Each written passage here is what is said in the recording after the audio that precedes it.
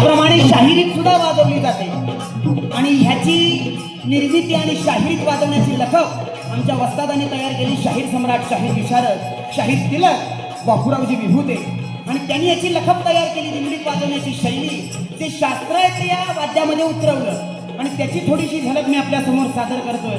नक्कीच तुम्हाला आवडलं तर टाळी वाजवा.